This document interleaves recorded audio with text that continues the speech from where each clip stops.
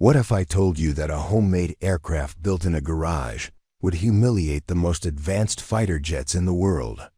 That a woman they called crazy for flying what looked like a glorified toy would prove that sometimes the most brilliant innovations come from the most unexpected places? This is the story of Captain Elena Vasquez and how 30 minutes of flying changed everything the military thought they knew about air superiority. The desert wind whipped across Holloman Air Force Base as the sun climbed over the New Mexico mountains, casting long shadows between the hangars. Captain Elena Vasquez pulled her battered pickup truck into the civilian contractor parking area, the vehicle's engine coughing like an old man with too many cigarettes. In the truck bed, covered by a weathered tarp, sat the pieces of what most people would dismiss as an elaborate hobby project. Elena had been coming to this base for 8 months now, ever since her medical discharge from active duty ended her career as one of the Air Force's most decorated test pilots. A training accident that wasn't her fault had left her with a slight tremor in her left hand, barely noticeable to anyone else, but enough to disqualify her from flying military aircraft. According to the rigid medical standards, the irony wasn't lost on her that she could still fly civilian aircraft without restriction. But the military she had served for 15 years no longer trusted her with their machines.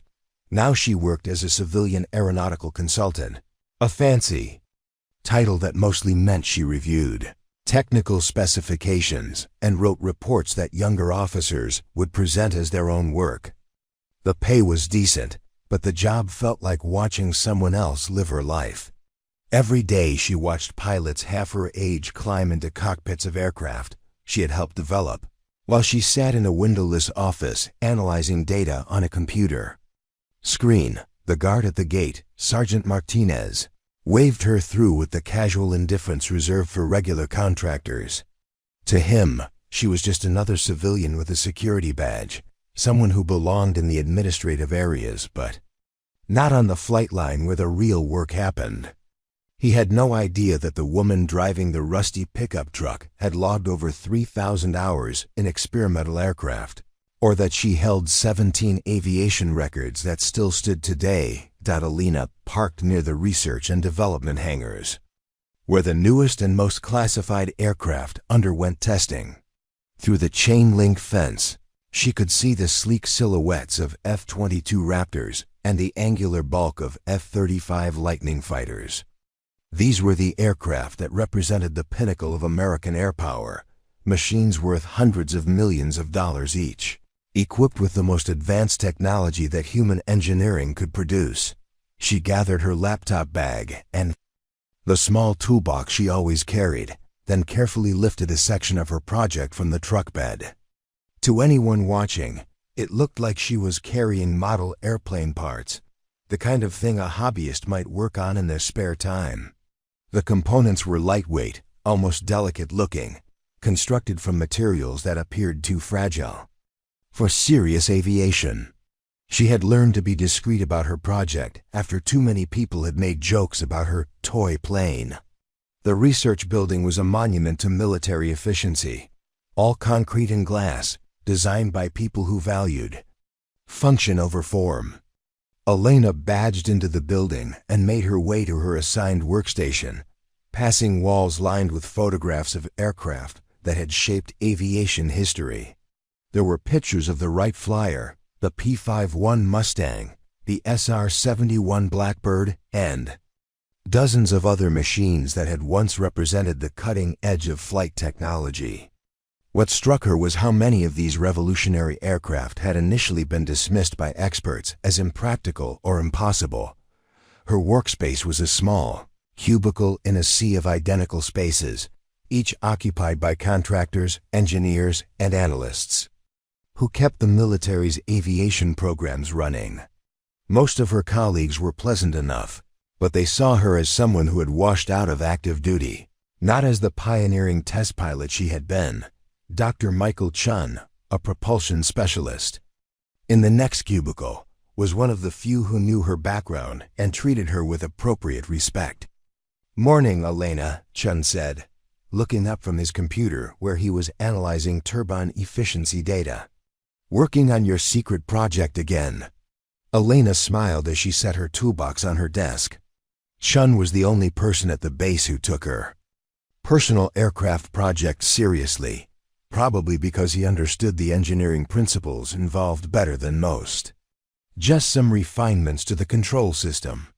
I think I've solved the stability issues at high speeds." "You know," Chun said, lowering his voice, "some of the younger engineers have been asking questions about your project. Word is getting around that you're building something interesting." "Let them ask," Elena replied, opening her laptop to begin her official work for the day. Most of them wouldn't believe what it can do anyway. The morning passed in the familiar routine of reviewing test data and writing technical assessments.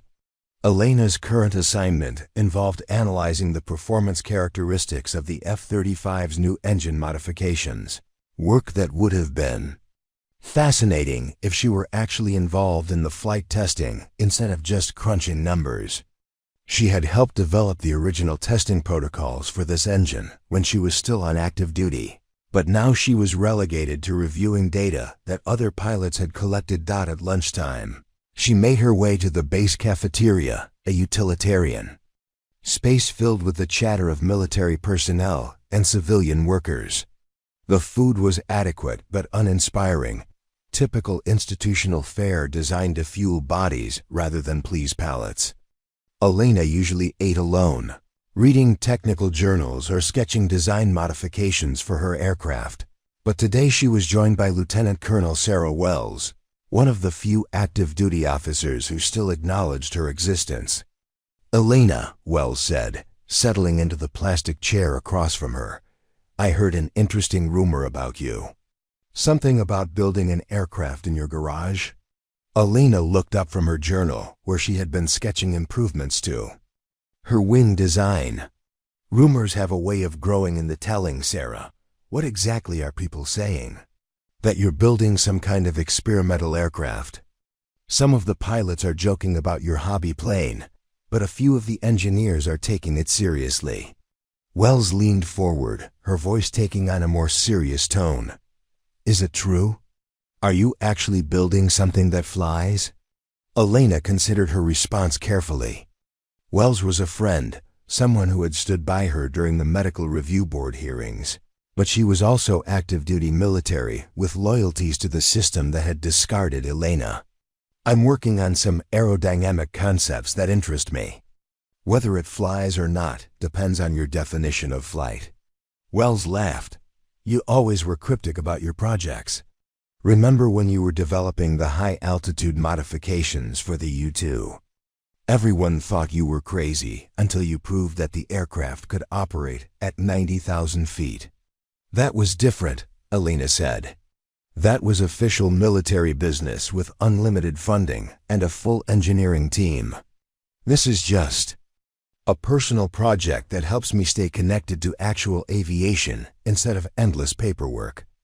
"Maybe," Wells said, "but knowing you, it's probably more advanced than anything we're currently flying. You always did see possibilities that the rest of us missed." After lunch, Elena returned to her desk to find an email that made her pause. The message was from Colonel James Morrison, the base commander, requesting her presence at the weekly aviation systems review meeting. These meetings were typically reserved for active-duty personnel and senior contractors, not mid-level consultants. Like herself. The fact that she was being invited suggested that someone had been talking about her background or her project. The meeting was held in the main conference room, a space dominated by a massive table surrounded by high-backed chairs. The walls were covered with charts showing aircraft performance data, deployment schedules, and budget projections. Elena took a seat near the back, conscious that she was the only person in the room wearing civilian clothes. While everyone else was in military uniforms, Colonel Morrison called the meeting to order with the brisk efficiency of a career officer accustomed to being obeyed without question. He was a man in his late 40s, with graying hair and the confident bearing of someone who had never seriously questioned his own judgment. Elena had met him briefly when she first started working at the base, but they had never had a substantial conversation. "Ladies and gentlemen," Morrison began, "we're here to discuss the upcoming red flag exercises at our participation in the Joint Forces demonstration. As you know, we'll be showcasing the capabilities of our most advanced aircraft to a delegation of international observers and defense contractors." Elena listened as Morrison outlined the planned demonstrations, which would feature the F-22 Raptor and F-35 Lightning in simulated combat scenarios. The exercises were designed to showcase American air superiority and generate international sales for defense contractors. Everything was choreographed to highlight the capabilities of the military's most expensive and sophisticated aircraft. However, Morrison continued, "We've received some feedback that our demonstrations may be too predictable. The observers want to see innovation and adaptability, not just raw technological superiority. We need to find ways to showcase the creative thinking and problem-solving abilities of American military aviation." Major David Park, the head of flight operations, raised his hand. "Sir, what kind of innovation are they looking for?" "Our current aircraft represent the pinnacle of aviation technology." Morrison consulted his notes. "The feedback suggests that we're too focused on expensive, high-tech solutions. Some of our allies are interested in seeing more creative approaches to aviation challenges, particularly solutions that might be applicable to smaller air forces with limited budgets." Elena felt a stirring of interest. This was exactly the kind of thinking that had driven her to develop her personal aircraft project. She had been exploring ways to achieve superior performance using innovative design rather than expensive technology, but she had kept her work private because she knew how the military bureaucracy would react to unconventional ideas. "Sir," said Captain Thompson, one of the younger test pilots, "are we talking about modifying our existing aircraft or developing entirely new systems?" "We're open to any reasonable proposals," Morrison replied. "But keep in mind that we have limited time and resources. Whatever we do needs to be implementable within the next 6 weeks." Elena found herself raising her hand before she had fully decided to speak. The room turned to look at her, and she could feel the mixture of curiosity and skepticism in their gazes. Morrison looked surprised to see her participating in the discussion. "Yes, Ms. Vasquez, you have a suggestion?" Elena took a breath, knowing that what she was about to say would either generate interest or confirm everyone's assumption that she was just another washed-up pilot with unrealistic ideas. "Sir, I've been working on some aerodynamic concepts that might be relevant to this discussion. Innovative design approaches that prioritize performance efficiency over technological complexity." Morrison's eyebrows rose slightly. "What kind of concepts are we talking about?" "Advanced wing designs, unconventional control systems, and propulsion integration that maximizes performance while minimizing cost and complexity. The kind of innovations that made aircraft like the SR-71 and U-2 so effective, but applied to modern materials and manufacturing techniques." The room was quiet for a moment, with several officers exchanging glances. Elena could practically feel them thinking about her background, trying to reconcile the woman sitting in civilian clothes with the test pilot who had once pushed the boundaries of what aircraft could achieve. "These concepts," Morrison said carefully, "are they theoretical or do you have practical applications?" Elena met his gaze steadily. "I have a working prototype, sir. A proof-of-concept aircraft that demonstrates the principles I'm describing." The silence that followed was profound. Several people shifted in their chairs, and Elena could see a mixture of disbelief, curiosity, and amusement on the faces around the table. She had just claimed to have built an aircraft in her spare time, which to most military personnel would sound like claiming to have built a space shuttle in her garage. Major Park was the first to speak. "A prototype aircraft? You mean like a large model or simulator?" I mean a full-scale piloted aircraft capable of demonstrating advanced flight characteristics, Elena replied. Something that could be relevant to the kind of innovation you're looking for. Morrison leaned back in his chair, clearly trying to process this information. Ms. Vasquez, building aircraft is extremely complex and expensive. Even simple experimental aircraft require teams of engineers and significant resources. With respect, sir, that's only true if you're working within traditional aerospace industry constraints. Independent aircraft development has a long history of producing breakthrough innovations that larger organizations missed. Colonel Morrison studied her for a long moment, and Elena could see him weighing the potential embarrassment of taking her seriously against the possibility that she might actually have something worthwhile to her. Finally, he made his decision. Ms. Vasquez, I'd like you to prepare a detailed briefing on your aircraft project. If what you're describing has merit, we might be interested in seeing a demonstration. Elena nodded, knowing that she had just committed herself to revealing years of secret work to an audience that was predisposed to skepticism. I can have a comprehensive presentation ready by tomorrow morning, sir. As the meeting concluded, and people filed out of the conference room, Elena remained seated, processing what had just happened. She had kept her aircraft project secret for so long that she had almost forgotten what it felt like to discuss it with other aviation professionals. Now she was going to have to prove that her toy plane was something more than an elaborate hobby. Dr. Chun approached her as she gathered her papers. Elena, I hope you know what you're doing.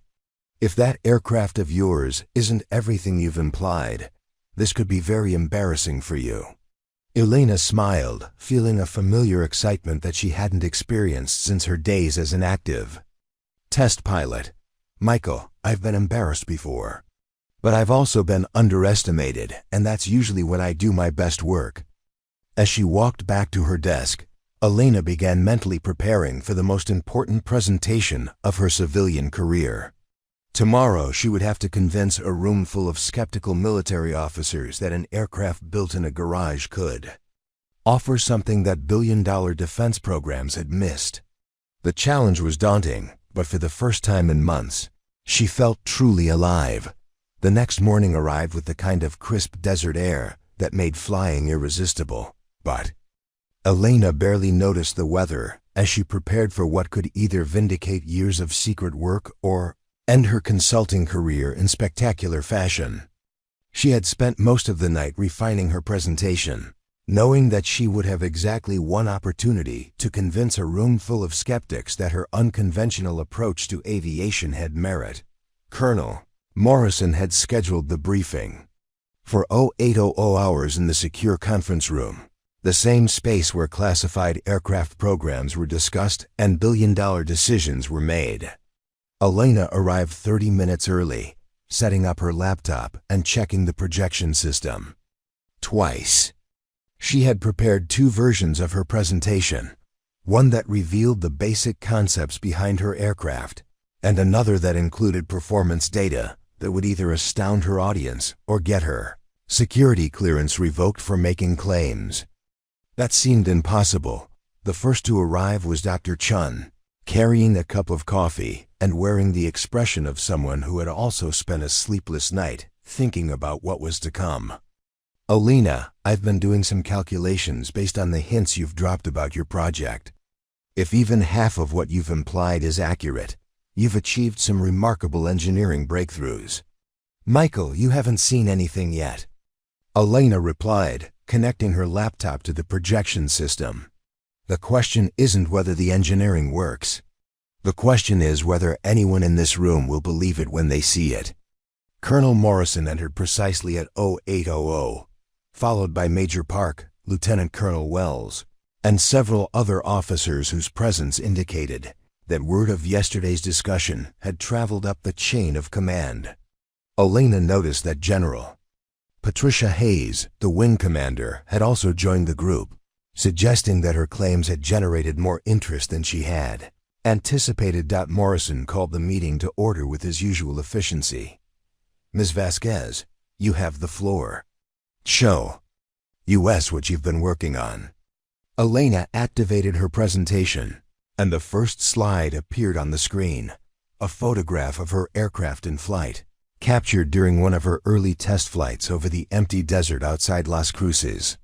The image showed a sleek, unconventional design that looked like nothing currently in military service, with swept wings that seemed too delicate for the aircraft's size and a fuselage that curved in ways that defied traditional aerospace engineering. The room fell silent as the officers studied the photograph. Elena could see the mixture of surprise and skepticism on their faces as they tried to reconcile what they were seeing with their assumptions about amateur aircraft construction. "This is your prototype?" General Hayes asked, her voice carefully neutral. "This is the X-47 Phoenix," Elena replied, using the designation she had given her aircraft.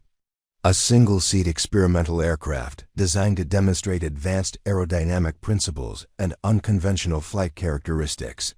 Major Park leaned forward, studying the image more closely. "Miss Vasquez, that aircraft doesn't look like any experimental design I've seen. The wing configuration alone suggests engineering principles that would require extensive computer modeling and wind tunnel testing." "You're absolutely right, Major. The wing design is based on biomimetic principles inspired by falcon wing structures, combined with modern computational fluid dynamics analysis that I've been conducting for the past 3 years.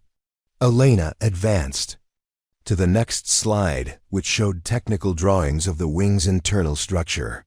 The design incorporated variable geometry elements that could adapt to different flight conditions, creating optimal lift and efficiency across a wide range of speeds and altitudes.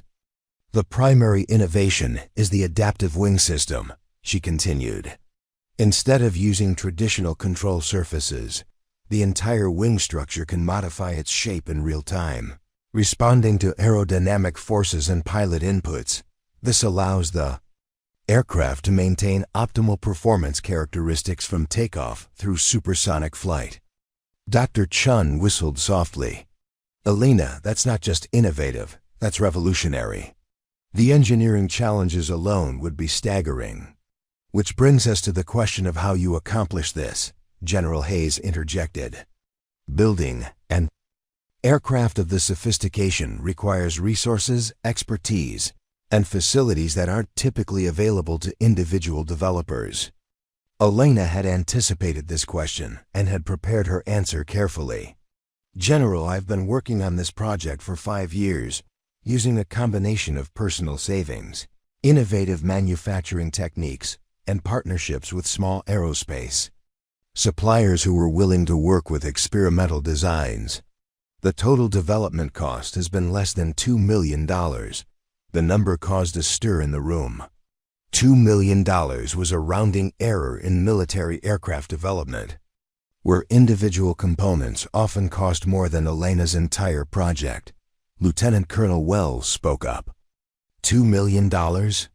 Elena, the avionics alone on an F-35 cost more than that. How is it possible to build a functional aircraft for so little money? By rethinking fundamental assumptions about aircraft construction, Elena replied. Instead of using traditional aerospace materials and manufacturing processes, I've incorporated advanced composites, additive manufacturing, and modular design principles that dramatically reduce both cost and complexity. She advanced to a slide showing the aircraft's cockpit, which looked more like the interior of a high-end sports car than a military fighter. The instrument panel was dominated by large touchscreen displays, and the control system appeared to be a hybrid of traditional flight controls and computer interfaces.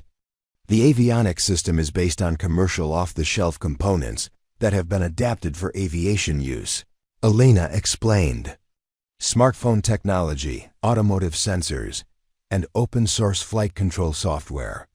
The result is a system that's more capable than what we were using in military aircraft 10 years ago, at a fraction of the cost. Major Park shook his head in disbelief.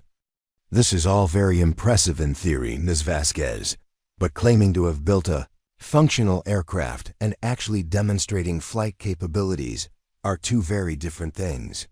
Elena smiled, knowing that she had been waiting for exactly this challenge. Major, I've logged over 200 flight hours in the Phoenix, including test flights that have validated performance characteristics that exceed the specifications of several current military aircraft. She clicked to the next slide, which displayed a table of performance data that caused several people in the room to lean forward for a closer look. The numbers showed top speeds, climb rates, and maneuverability figures that seemed impossible for an aircraft built by a single person. According to this data, General Hayes said, her voice skeptical, your aircraft can outperform an F-16 in several key categories. That's a remarkable claim. It's not a claim, General. It's documented test data. The Phoenix has achieved a top speed of Mach 1.8, can climb at 12,000 feet per minute, and has demonstrated sustained G-forces that exceed the capabilities of most current fighters. Colonel Morrison had been studying the data silently, but now he looked up with an expression that Elena couldn't quite read. Ms. Vasquez, if these performance figures are accurate, you've essentially built a world-class fighter aircraft in your garage. That would make you either a genius or a very convincing fraud. Sir, I'm willing to demonstrate the aircraft's capabilities under any conditions you specify. The Phoenix is flight-ready and available for immediate testing. The room erupted in quiet conversations as the officers processed what they had just heard. Elena could see the debate playing out on their faces. The data seemed too good to be true, but her credentials as a former test pilot lent credibility to her claims. Dr. Chien raised his hand. Elena, assuming your performance data is accurate, what makes this aircraft so much more capable than conventional designs? Elena had been hoping for this question because it allowed her to explain the fundamental philosophy behind her approach. The key is integration, Michael. Instead of treating the airframe, propulsion, avionics, and control systems as separate components, the Phoenix is designed as a unified system where each element enhances the performance of the others. She advanced to a cutaway diagram that showed the aircraft's internal layout. Unlike traditional fighters, which were essentially collections of subsystems crammed into an airframe, the Phoenix appeared to be designed from the inside out, with every component optimized for its specific role. The propulsion system, for example, isn't just an engine mounted in the fuselage. It's integrated with the wing structure to create a distributed thrust system that improves both efficiency and control authority. Major Park studied the diagram intently. That's similar to concepts we've explored for sixth-generation fighter programs, but we've never seen a practical implementation. Because traditional aerospace development focuses on incremental improvements to existing designs, Elena replied. The Phoenix was designed without those constraints, using a clean sheet approach that prioritized performance over compatibility with existing systems. General Hayes leaned back in her chair, her expression thoughtful.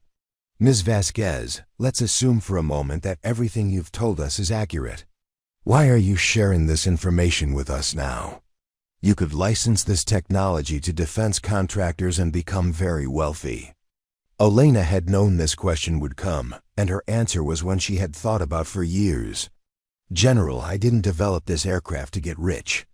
I developed it because I believe American aviation has become too focused on expensive, complex solutions to simple problems. The Phoenix proves that innovation and creativity can achieve better results than unlimited budgets and massive engineering teams. That's a noble sentiment, Colonel Morrison said, but it doesn't answer the question of what you want from us. Elena took a breath, knowing that her next words would determine whether her presentation led to opportunity or ended in disappointment. Sir, I want the chance to demonstrate that unconventional thinking can solve conventional problems. The upcoming red flag exercises would provide the perfect opportunity to test the Phoenix against current Military aircraft in realistic scenarios. The silence that followed was deafening. Elena had just proposed that her garage-built aircraft be allowed to participate in one of the military's most prestigious training exercises, competing directly against multi-million-dollar fighters flown by the Air Force's best pilots. Major Park was the first to speak. Ms. Vasquez, red flag exercises involve classified tactics and sensitive operational procedures. We can't just invite civilian aircraft to participate. I understand the security concerns, Major, but I'm not talking about full participation in classified exercises. I'm suggesting demonstration flights that would allow objective evaluation of the Phoenix's capabilities compared to standard military aircraft. Lieutenant Colonel Wells looked intrigued. Elena, what kind of demonstrations are you proposing? Speed trials, maneuverability tests, climb rate competitions, fuel efficiency comparisons. Any standardized metrics that would allow direct performance. Comparisons between the Phoenix and current military aircraft. Dr. Chun nodded enthusiastically. That would provide quantitative data to support the claims Elena is making. If the Phoenix can actually outperform military fighters in controlled tests, that would be impossible to dismiss. General Hayes had been listening to the discussion with growing interest. Ms. Vasquez, you're asking us to stake our professional reputations on an aircraft that most experts would consider impossible. If your Phoenix fails to perform as advertised, it would be embarrassing for everyone involved. Elena met the general's gaze steadily. General, with respect, I think the greater risk is ignoring innovations that could revolutionize military aviation. If the Phoenix succeeds, it could change how we think about aircraft design and defense procurement. Colonel Morrison consulted his watch, then looked around the room at his staff. Ladies and gentlemen, this is certainly the most unusual briefing I've attended in 20 years of military service. Ms. Vasquez, assuming we were interested in pursuing this further, what would you need from us? Access to controlled airspace for demonstration flights, qualified observers to validate performance data, and most importantly, open minds willing to consider that sometimes the best solutions come from unexpected sources. The colonel stood up, indicating that the briefing was over. Ms. Vasquez, this has been very interesting.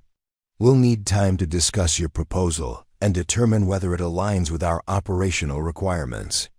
As the officers filed out of the conference room, Elena began packing up her presentation materials, unsure whether she had just opened an incredible opportunity or sealed her fate as the woman who claimed to have built a fighter jet in her garage. Dr. Chun remained behind, helping her disconnect her laptop from the projection system. Elena, that was either brilliant or completely insane, he said. Probably both. Michael, I've been called worse things by better people, Elena replied. The question now is whether they'll give me the chance to prove that the Phoenix is everything I've claimed. As they walked back toward their workstations, Elena reflected on the morning's events. She had revealed years of secret work to a room full of skeptics, making claims that challenged fundamental assumptions about aircraft development and military procurement. The next few days would determine whether her gamble would pay off or whether she would become the cautionary tale that people told about contractors who lost touch with reality. But for the first time in months, Elena felt the familiar excitement of being on the edge of a breakthrough, the feeling that had driven her throughout her career as a test pilot. Whether the military establishment was ready or not, she was about to prove that innovation didn't require billion-dollar budgets or massive engineering teams. Sometimes it just required the courage to try something that everyone else thought was impossible. 3 days passed without word from Colonel Morrison's office, and Elena found herself checking her email obsessively while trying to maintain focus on her routine consulting work. The base operated with its usual efficiency around her, pilots conducting train flights, engineers analyzing data, and administrators pushing paperwork through the military bureaucracy. But beneath the surface, she could sense that something Was building. Dr. Chun had been fielding questions from colleagues who had heard whispers about Elena's presentation. The story had grown in the telling, as military stories always did, transforming from a simple briefing about an experimental aircraft into rumors of a secret superweapon built by a disgraced pilot. Elena tried to ignore the sideways glances and hushed conversations that followed her through the corridors, but the attention was becoming impossible to dismiss. On Thursday morning, her phone rang with a call from Lieutenant Colonel Wells requesting an immediate meeting in her office. Elena walked across the base with a mixture of anticipation and dread, knowing that this conversation would likely determine the fate of everything she had worked toward for the past 5 years. Wells' office was a study in military precision, with awards and commendations arranged on the walls alongside photographs from various aircraft programs. Elena had spent many hours in this office during her active duty years, discussing test plans and reviewing flight data from experimental programs that pushed the boundaries of what aircraft could achieve. "Elena, sit down," Wells said, her expression unreadable. "I've been having some very interesting conversations over the past few days." Elena settled into the familiar chair across from Wells' desk, noting that her friend's body language suggested news that wasn't entirely positive. "I'm assuming those conversations were about my presentation." "Among other things," Wells replied. "Elena, do you have any idea how your claims about the Phoenix have been received by the senior staff?" "I imagine there's been some skepticism," Elena said carefully. "Revolutionary claims tend to generate that kind of response." Wells leaned forward, her voice taking on the tone she used when delivering difficult news. "Elena, half the people who heard your briefing think you've lost your mind.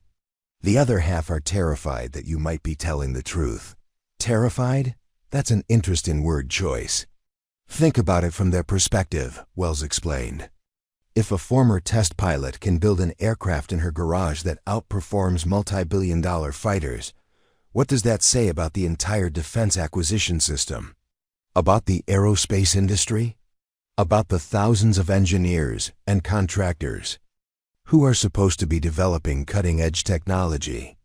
Elena had considered this aspect of her project, but hearing it articulated so bluntly brought the political implications into sharp focus.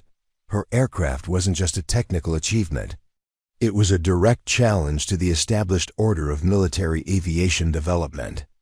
"Sarah, I never intended to threaten anyone's livelihood or question anyone's competence. I just wanted to explore what was possible with modern materials and unconventional thinking."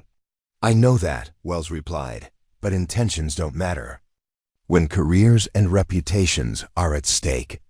There are people in this building who have spent decades working on aircraft programs that cost more than small nations' defense budgets. Your Phoenix makes them look either incompetent or dishonest."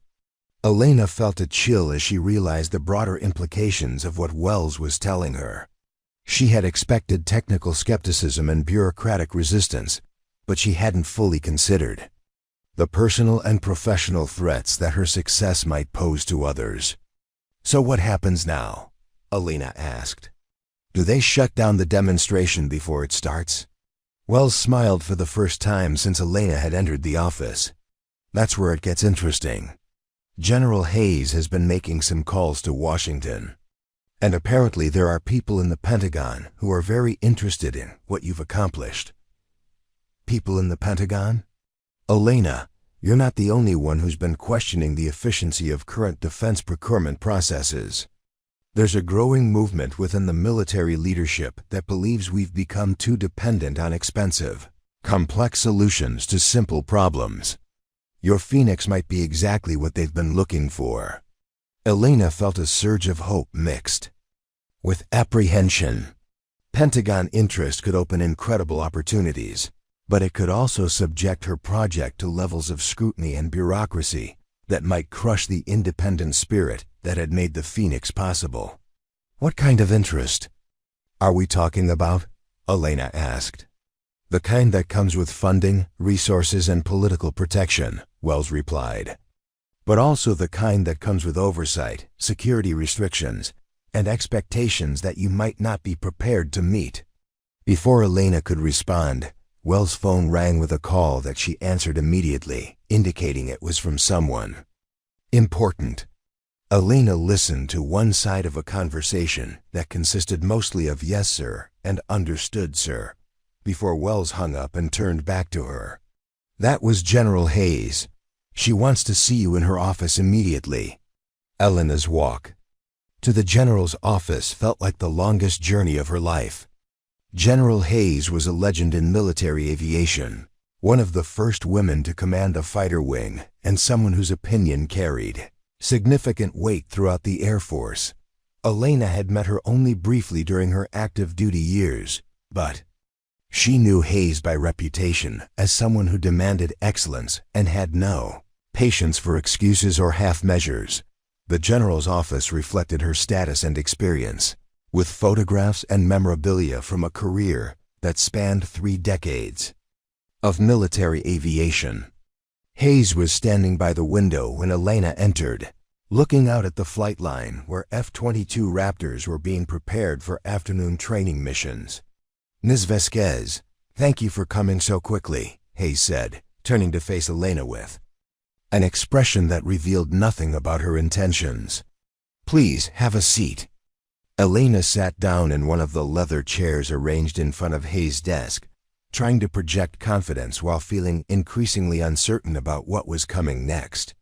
"I've been reviewing your presentation materials," Hayes began, "and I've been having some very interesting conversations with people in Washington who are familiar with your background and achievements." "Yes, ma'am." Hayes moved to her desk and picked up a thick folder that Elena recognized as a personnel file. "Did you know that your test pilot evaluations consistently rated you as one of the most innovative and capable aviators in your career field?" Elena shifted uncomfortably. "Ma'am, I was just doing my job." "No, Ms. Vasquez, you were doing much more than that. According to these records, you were consistently finding solutions to problems that other pilots couldn't solve, often using unconventional approaches that challenged standard procedures." Hayes opened the file and began reading from what Elena assumed were her performance evaluations. "Demonstrates exceptional ability to think beyond established parameters. Shows remarkable skill at adapting to unexpected situations. Consistently achieves superior results through innovative problem solving." Elena remained silent, unsure how to respond to this unexpected review of her military career. "The question, Ms. Vasquez, is whether you've lost that innovative spirit or simply redirected it into unauthorized projects." "Ma'am, I'm not sure I understand."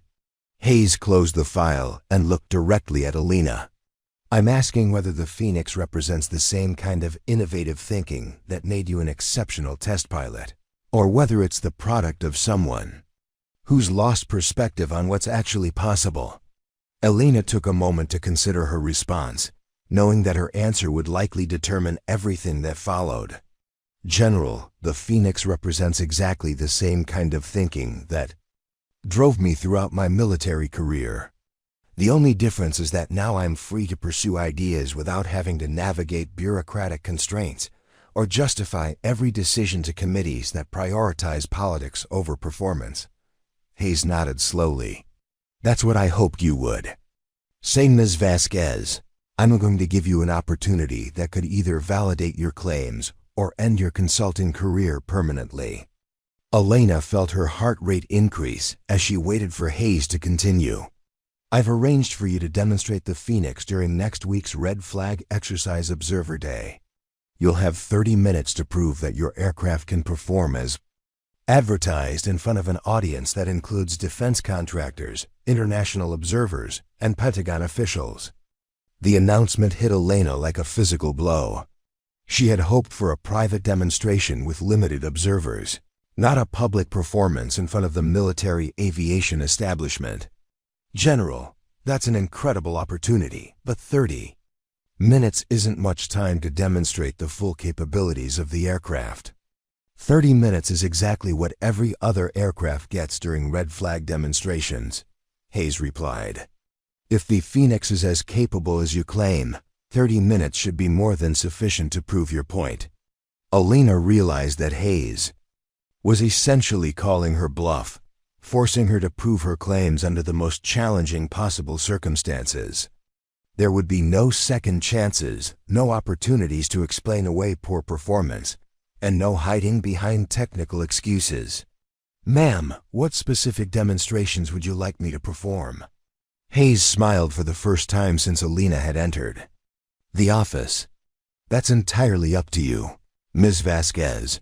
You'll be sharing airspace with F-22 Raptors and F-35 Lightning fighters, conducting their own demonstrations. Show us what makes the Phoenix special."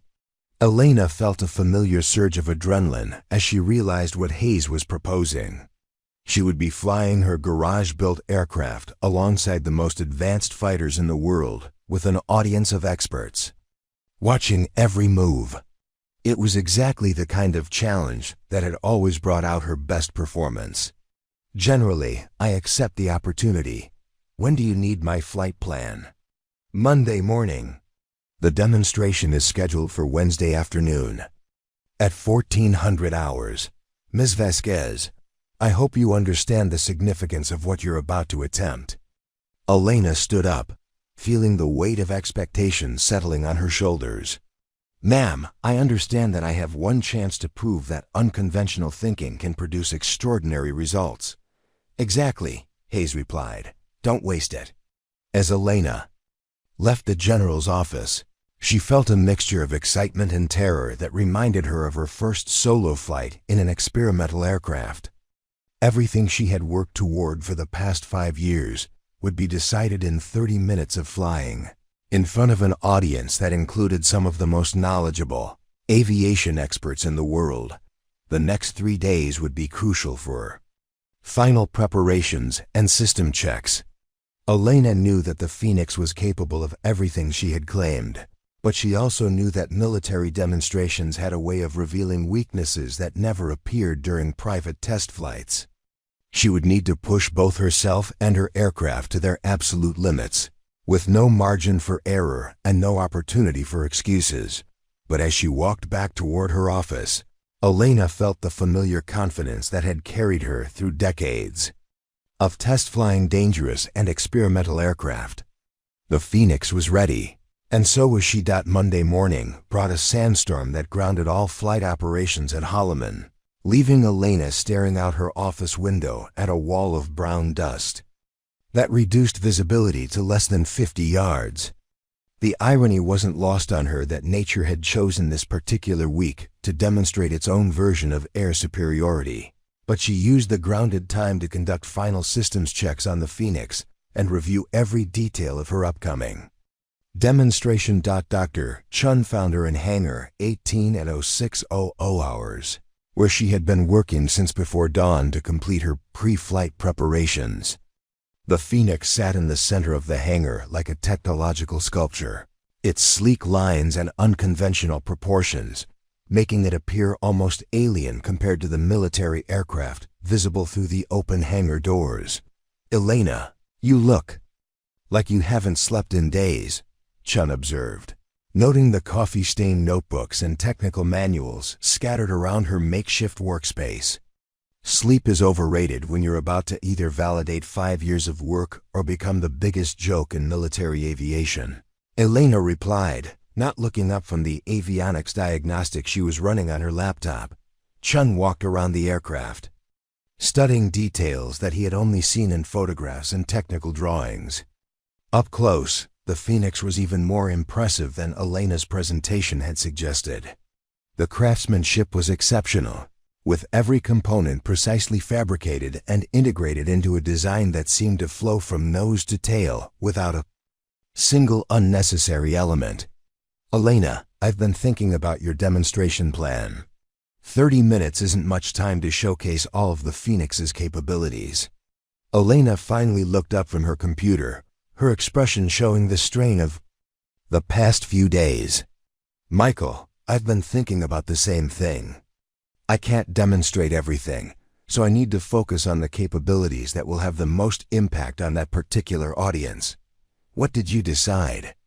Elena walked to the aircraft's nose and placed her hand on the sleek composite surface.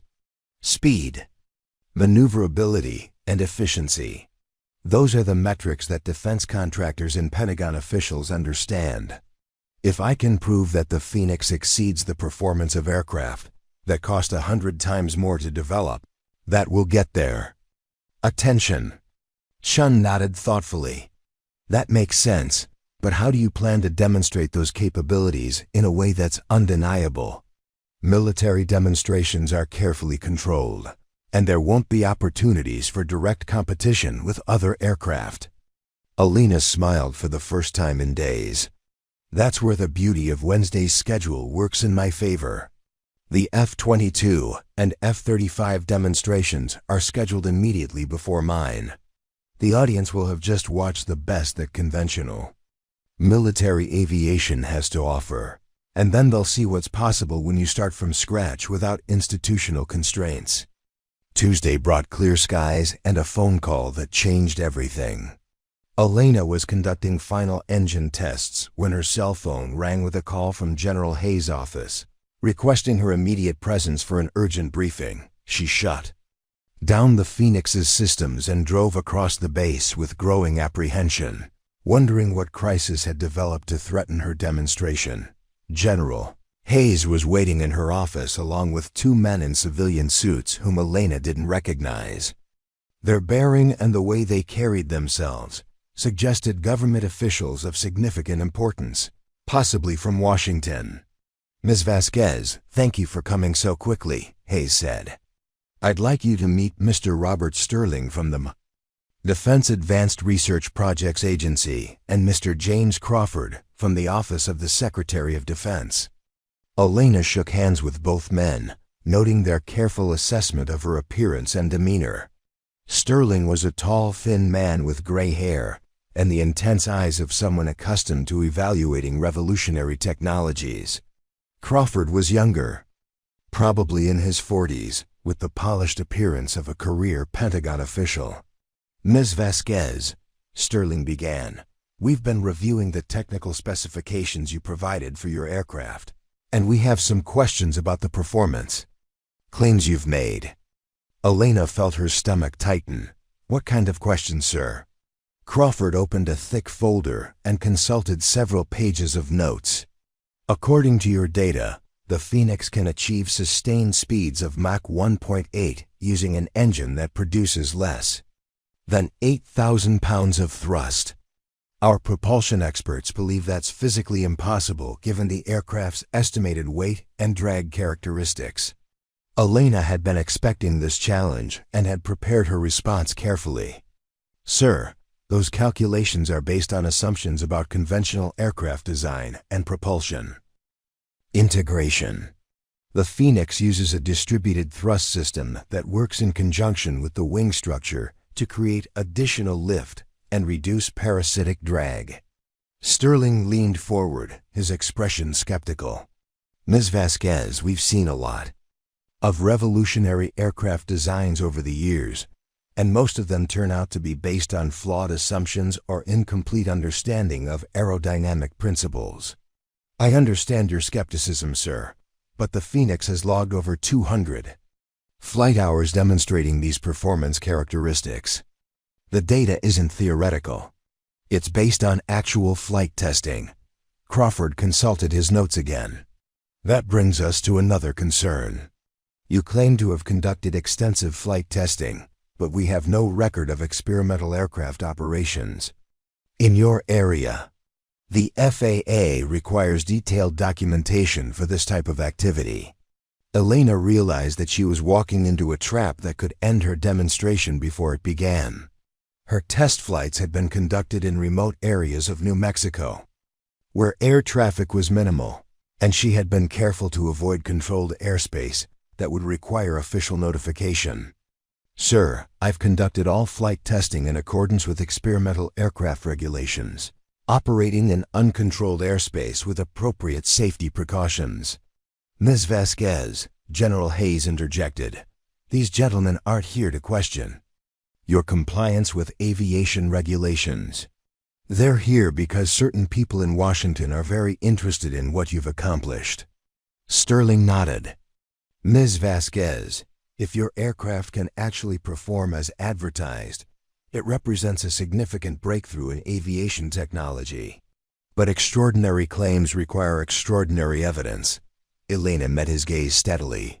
"Sir, that's exactly what I plan to provide tomorrow afternoon." Crawford closed his folder and looked directly at Elena.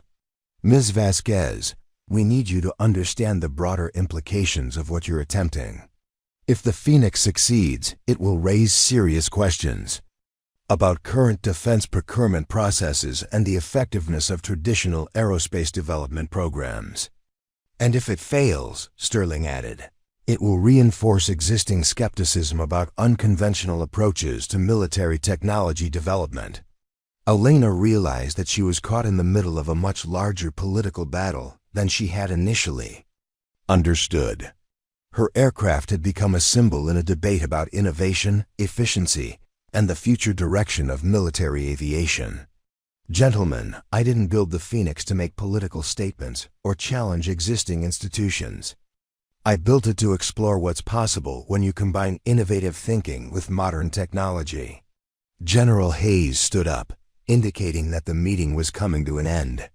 "Ms. Vasquez, tomorrow's demonstration will provide an opportunity to prove that innovation can come from unexpected sources. Don't waste it." As Elena left the general's office, she realized that the pressure of the upcoming demonstration had just increased exponentially. She was no longer just trying to prove that her aircraft could perform as advertised.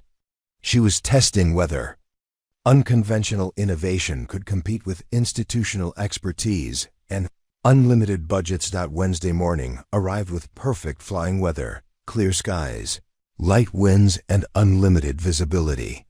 Elena arrived at the hangar before dawn to conduct her final pre-flight inspection, knowing that she would have only one opportunity to prove that 5 years of work had been worthwhile. The Phoenix had been moved to a secure area of the flight line, surrounded by military police and curious personnel who had heard rumors about the mysterious civilian aircraft that would be participating in the day's demonstrations.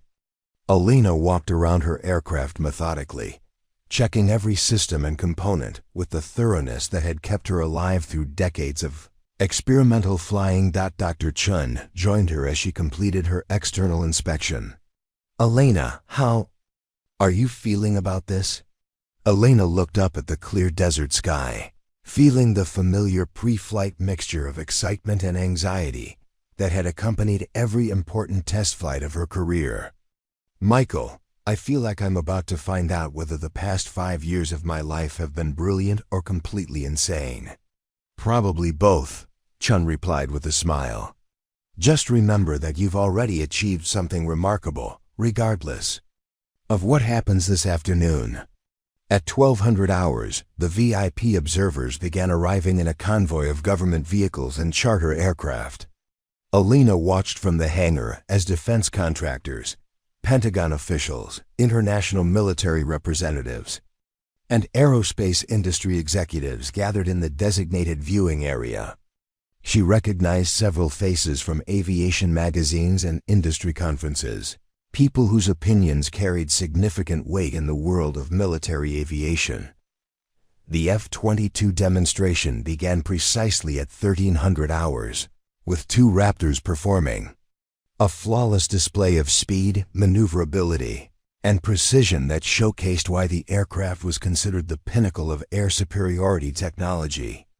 Elena watched from her cockpit as the sleek fighters executed vertical climbs, high-speed passes, and combat maneuvers that pushed the boundaries of what human pilots could withstand. The F-35 Lightning followed with its own demonstration, highlighting the aircraft's multi-role capabilities and advanced sensor systems.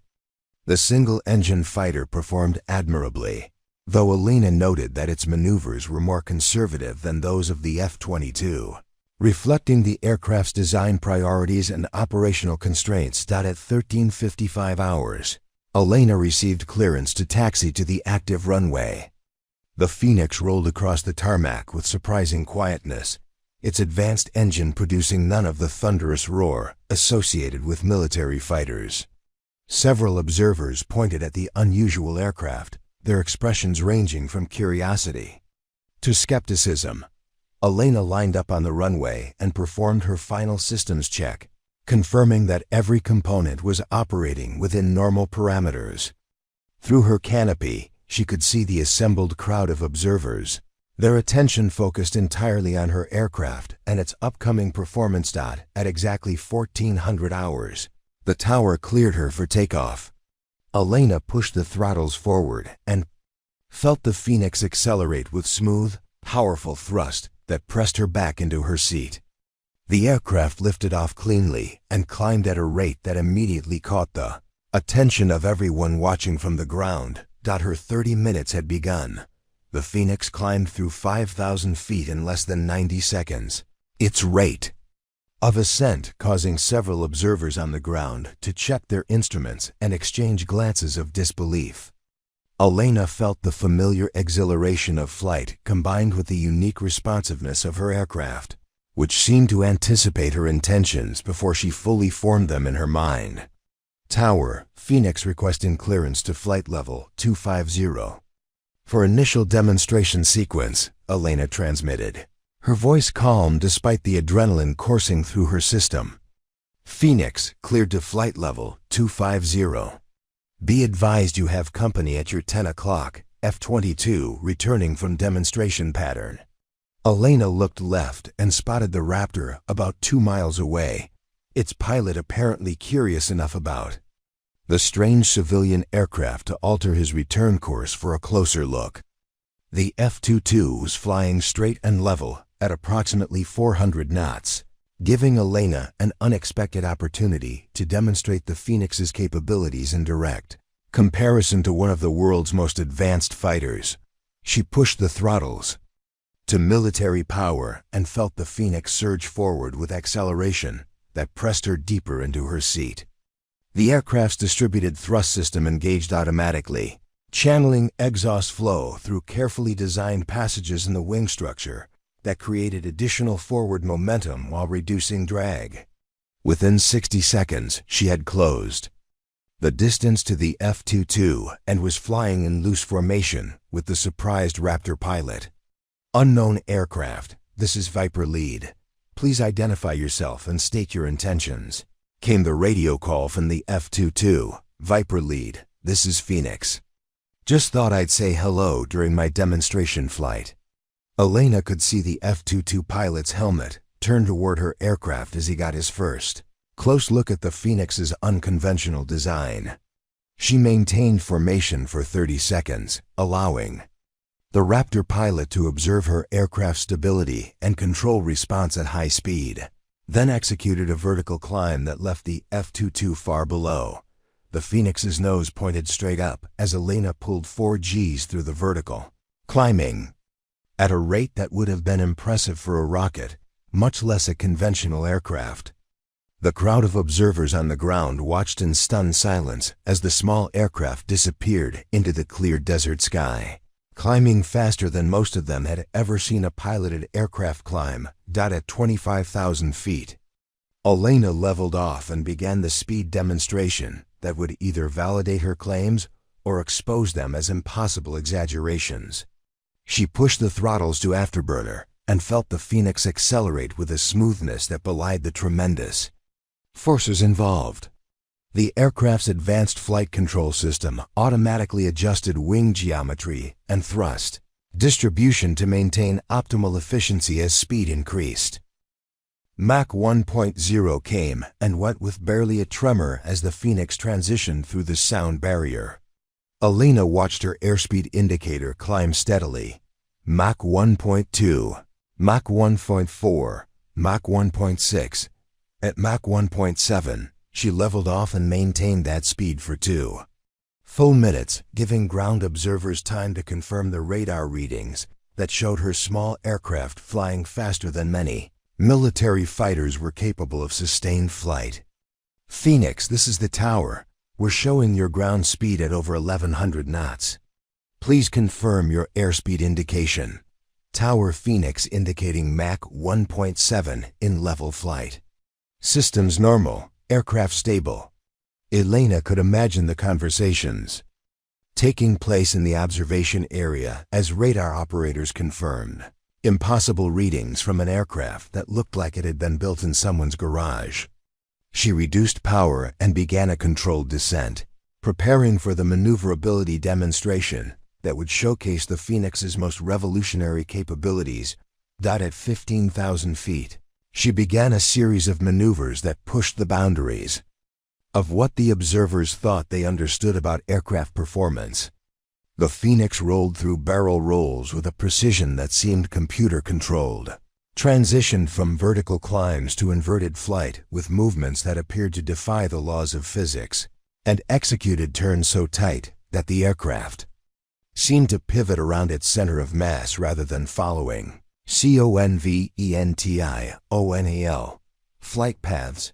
The key to the Phoenix's extraordinary maneuverability was its adaptive wing system, which continuously adjusted camber, twist, and effective area to optimize lift distribution across the entire wingspan. Combined with thrust vectoring and advanced flight controls, this allowed the aircraft to maintain control authority in flight regimes where conventional aircraft would have stalled or become uncontrollable. Elena pulled the Phoenix through an 8G turn that compressed her vision to a narrow tunnel, but the aircraft responded with mechanical precision, maintaining perfect coordination throughout the maneuver. She reversed direction immediately, subjecting herself to rapid onset G-forces that would have caused most pilots to lose consciousness. But the Phoenix's design allowed her to maintain awareness and control throughout the extreme maneuver. From the ground, the display appeared impossible. The small aircraft seemed to change direction instantaneously, pulling G-forces that should have torn a conventional airframe apart while maintaining perfect control throughout maneuvers that challenged fundamental assumptions about aircraft design and pilot endurance. Dr. Chen stood among the observers, watching his friend demonstrate capabilities that exceeded everything they had discussed during years of theoretical conversations. He could see Pentagon officials frantically making phone calls, defense contractors scribbling notes, and international observers recording everything with professional-grade equipment. Elena transitioned into the efficiency demonstration by reducing power to idle and beginning a controlled glide from 12,000 feet. The Phoenix's advanced aerodynamics allowed it to maintain a glide ratio that exceeded most sailplanes, stretching each 1,000 feet of altitude into miles of forward progress. She flew a precise pattern that brought her back over the airfield, after covering nearly 40 miles with the engine at idle power. "Phoenix, this is the tower. We show you've been gliding for over 8 minutes with no engine power. Is that correct?" Tower: affirmative. Phoenix demonstrates exceptional lift-to-drag characteristics in unpowered flight. Elena restarted the engine with a simple button press, demonstrating restart reliability that was crucial for military applications. The Phoenix's engine spooled up to full power in less than 15 seconds, ready for immediate tactical maneuvering if required. For her final demonstration, Elena decided to showcase the Phoenix's ground attack capabilities by conducting a simulated bombing run on a target area that had been established for the day's exercises. She descended to 500 feet above ground level and accelerated to over 600 knots, skimming across the desert floor with precision that demonstrated both the aircraft's stability at low altitude and her own skill as a pilot. The target approach required threading a path between simulated enemy radar sites and surface-to-air missile locations, flying a route that would have challenged the navigation and piloting skills of even the most experienced combat pilots. Elena flew the course with mechanical precision, maintaining exactly 500 feet of altitude, while following terrain features and avoiding detection zones with timing accurate to the second dot. As she approached the target area, Elena pulled the Phoenix into a 4G climb that transitioned into an inverted dive attack, demonstrating weapons delivery accuracy that would have been impressive from any military aircraft. She simulated weapon release at the optimal point and executed an escape maneuver that combined vertical climbing with defensive jinking, tactics designed to minimize exposure to enemy fire. The entire attack sequence lasted less than 3 minutes, but demonstrated proficiency in low-level penetration, precision navigation, weapons delivery, and tactical escape procedures. For the military observers, it was clear that the Phoenix wasn't just a fast aircraft or an aerobatic demonstrator. It was a fully capable combat system flown by someone who understood operational requirements. Elena climbed back to pattern altitude and prepared for landing, knowing that her 30-minute demonstration had covered more performance envelope than most military aircraft showed during their entire test programs. The Phoenix had proven itself capable of speeds that matched or exceeded the best fighters, maneuverability that seemed to violate physics, efficiency that surpassed dedicated gliders, and operational capabilities that met military requirements. Landing approach showcased the Phoenix's final technological advantage, its ability to operate from short, unprepared fields. Elena configured the aircraft for minimum approach speed and touched down on the runway with precision that allowed her to stop in less than 2,000 feet, demonstrating field performance that would be valuable for forward-deployed operations. As the Phoenix rolled to a stop and Elena shut down the engine, she could see the crowd of observers moving toward her aircraft with expressions that ranged from amazement to disbelief. She had delivered exactly what she had promised, a demonstration that proved her garage-built aircraft could outperform military systems that cost hundreds of times more to develop. Elena remained in the cockpit for several minutes, allowing herself to process what she had just accomplished. 5 years of work, months of preparation, and 30 minutes of flying had just changed her life forever. The question now was whether the change would bring opportunities or complications that she wasn't prepared to handle. Through her canopy, she could see General Hayes approaching with Sterling and Crawford, their faces showing the mixture of excitement and concern that came with witnessing something that challenged fundamental assumptions about what was possible. Behind them came a crowd of defense contractors, Pentagon officials, and international observers, all wanting to get closer to the aircraft that had just redefined their understanding of aviation technology. Elena opened her canopy and began her post-flight procedures, knowing that the real test was just beginning. Flying the Phoenix had been the easy part. Explaining how she had accomplished the impossible would be much more challenging. The crowd that surrounded the Phoenix, as Elena climbed down from the cockpit, was unlike anything she had experienced in her years as a test pilot. Defense contractors pushed forward with digital cameras and measuring devices, trying to capture every detail of the aircraft's construction. Pentagon officials huddled in urgent conversations while casting amazed glances at the sleek machine that had just shattered their assumptions about aviation technology. International observers from allied nations spoke rapidly into secure phones, undoubtedly reporting to their governments about an American breakthrough that could reshape global military aviation. General Hayes was the first to reach Elena, her expression a mixture of professional admiration and barely contained excitement. "Ms. Vasquez, that was the most impressive flying demonstration I've witnessed in 30 years of military service. You've just proven that everything we thought we knew about aircraft performance was incomplete."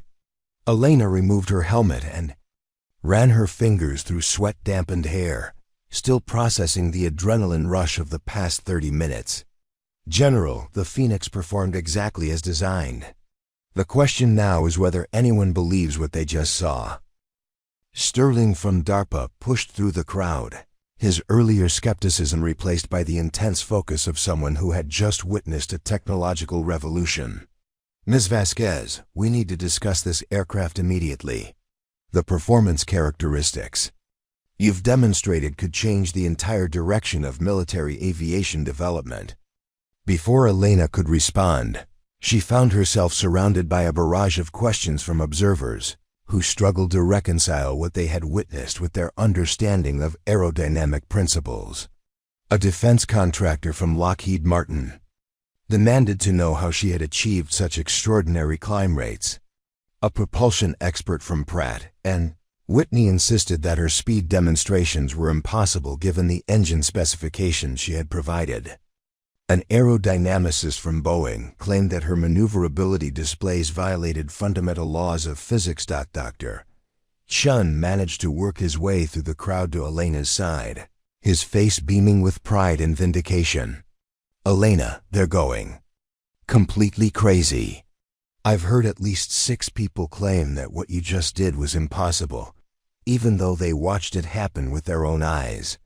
Elena looked around at the faces surrounding her aircraft, seeing a mixture of wonder, disbelief, and professional anxiety. These were people whose careers were built on understanding the limits of aviation technology, and she had just demonstrated that those limits were more flexible than they had believed possible. Crawford, from the Office of the Secretary of Defense, managed to establish some order by positioning himself between Elena and the most aggressive questioners. "Ladies and gentlemen, I'm sure Ms. Vasquez will be happy to discuss her aircraft's capabilities, but right now we need to conduct a proper debrief of what we've just witnessed." Colonel Morrison appeared at Crawford's shoulder, his expression showing the strain of someone whose worldview had just been fundamentally challenged. "Ms. Vasquez, I owe you an apology. When you first approached us with claims about your aircraft's performance, I thought you were either delusional or trying to perpetrate some kind of elaborate fraud." Elena met his gaze steadily, remembering the dismissive attitude he had shown during their initial meetings. "Colonel, skepticism is appropriate when someone makes extraordinary claims. The difference between skepticism and closed-mindedness is the willingness to examine evidence objectively." A flight test engineer from Edwards Air Force Base pushed forward, carrying a tablet loaded with radar data from Elena's demonstration. "Ms. Vasquez, we've been analyzing the telemetry from your flight, and the numbers don't make sense. Your aircraft achieved performance levels that our models say should be impossible." Elena smiled, recognizing the frustration of someone whose theoretical understanding had just collided with practical reality. "Sir, your models are based on assumptions about conventional aircraft design and construction.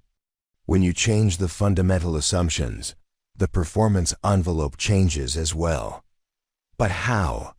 demanded a propulsion specialist from General Electric.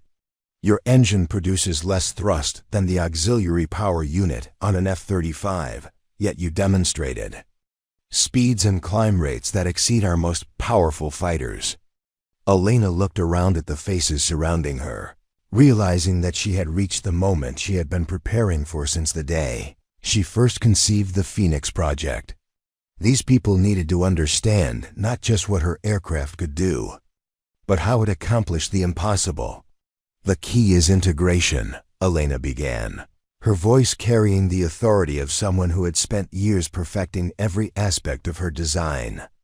"Conventional aircraft are essentially collections of separate systems, airframe, propulsion, avionics, and controls that are connected together and optimized individually.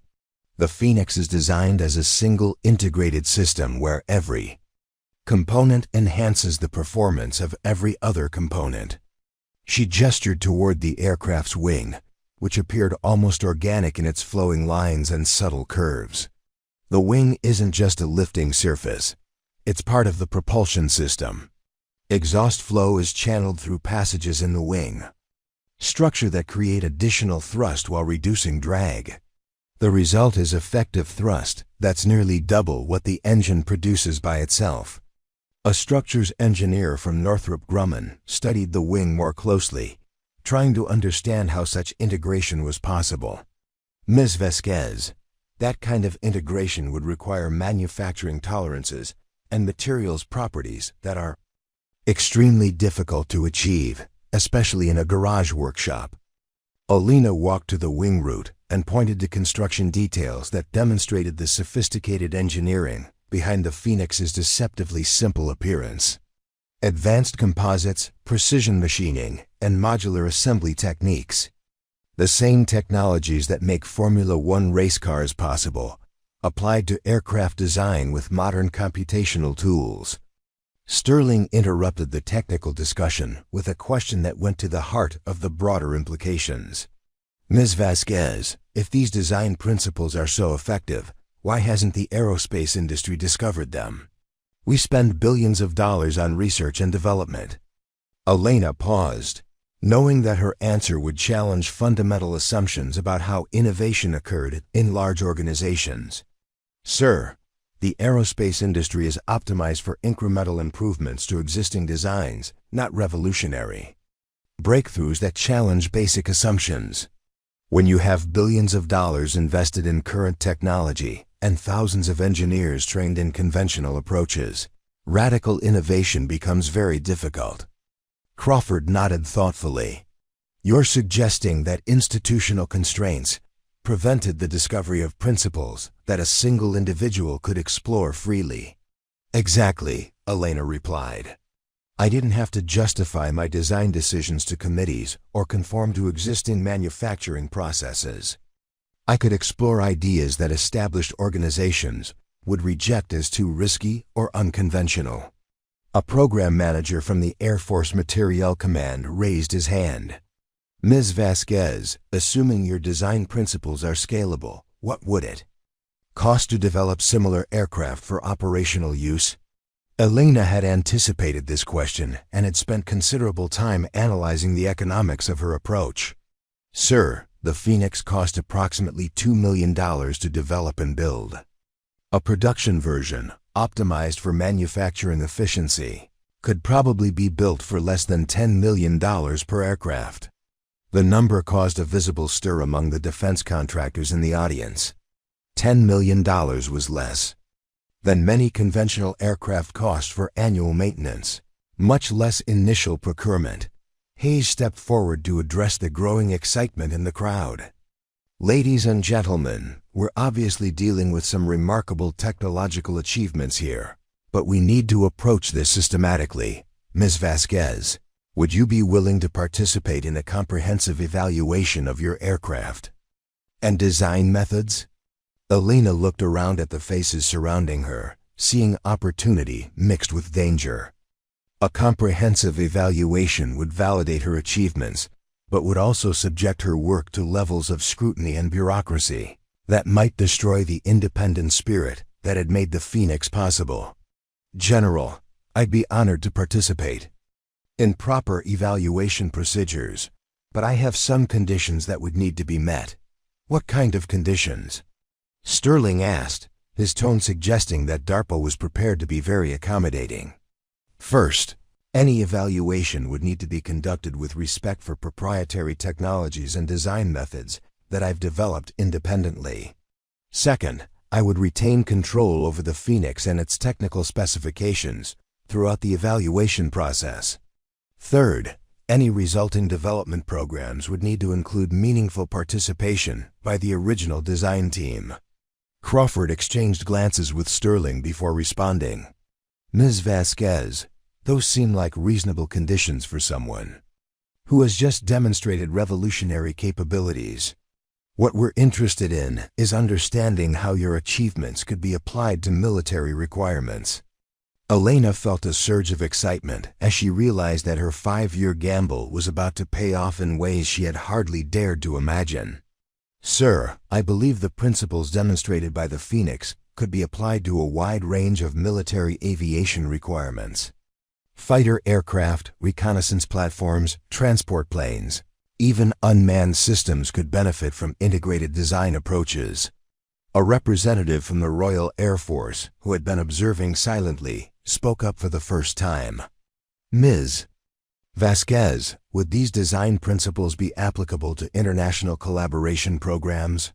The United Kingdom has significant interest in advanced aviation technologies. Elena looked around at the international observers, realizing that her demonstration had implications that extended far beyond American military aviation. "Sir, innovation benefits everyone when it's shared appropriately. I'd be interested in discussing international applications within proper security frameworks."